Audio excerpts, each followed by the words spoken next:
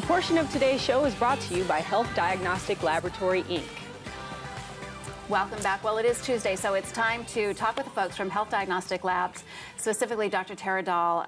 You always just bring such great information. Well, it's fun to be here. It's great to just have these conversations. People need to hear all this information. I like that you break everything down to a place where we can all understand what it is, because let's face it, like going to the doctor sometimes is confusing, it's stressful. It's overwhelming, and when you hear something's wrong with you, I think we just shut out. We stop listening to what the doctor even says. So you miss most of it, and then you're 10 minutes in and you're done. Well, because so much of it you don't understand exactly what's wrong with you, and then when the doctor says, here, take this pill, here's this prescription, you just do what you're told. But really, there's so much more to the story, and that's why the testing that you guys do there is so very important, because you really sort of like dig a little bit deeper. You peel the layers off the onion, so to speak. And it's kind of in your face. I mean, you can see in advance that, wow, I've got a lot of reds. I'm really, you know, I need to be doing something. And I think it motivates you to really, you know, begin to make changes. Preventative medicine. Absolutely. Okay, let's talk about niacin, because this is a supplement that, that you've talked about in other segments that we've done. This is something that people can take that is preventative, specifically for heart disease, all sorts of different things.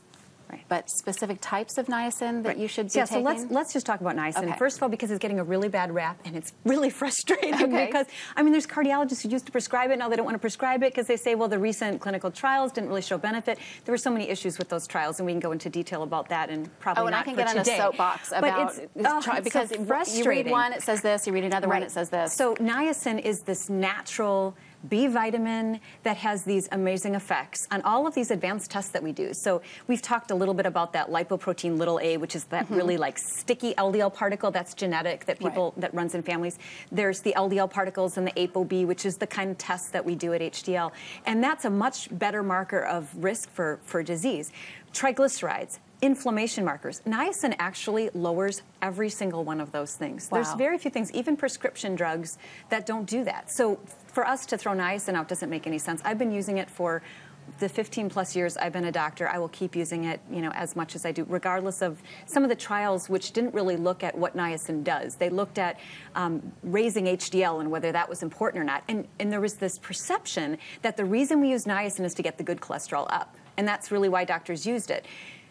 Actually, in my practice, that's not why I use it. I use it to lower all these other bad particles that we check, but most doctors aren't doing the advanced testing. Why don't they know that? This is what's so frustrating to me. Why don't they know that? You got to get the word out. You know, and you know what I think it's going to be? Consumers.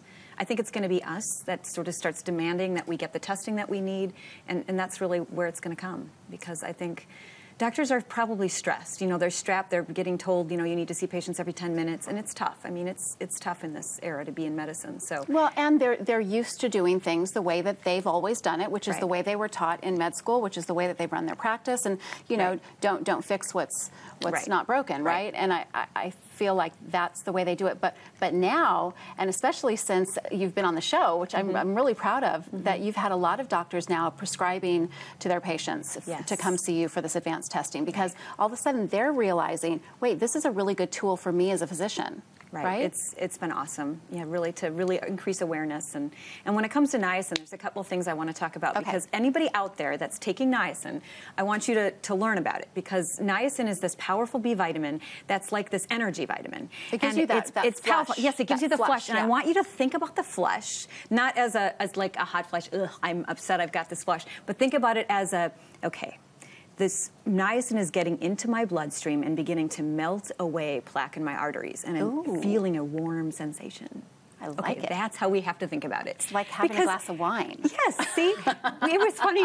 When I was lecturing to a bunch of doctors on this once, my husband was in the audience, and we were talking about niacin at the end of it. He's like, honey, you need to get me some of that stuff. Like, I want that. And he started taking it, and he likes to work out, and he'd take it and he'd get this flush and feel like he had all this energy. Well, and I think it freaks people out, though. I think that when they feel an actual physical reaction to something, it's scary. They wonder, like, oh, wait, this isn't, maybe I'm taking too much. But it actually is supposed to do that. What causes the flush? Well, it's a complex mechanism that really causes flushing. But actually, the flushing maybe, in part, has some of the beneficial effects. So some of the products out there that you buy that say no flush niacin actually have no effect whatsoever. It's not actually niacin, and it won't have any effect on the lipoprotein. So don't buy that stuff. Taken out the good part of it. Yeah, it's not really the real niacin that makes a difference. It's a different component. It's also really good for your skin.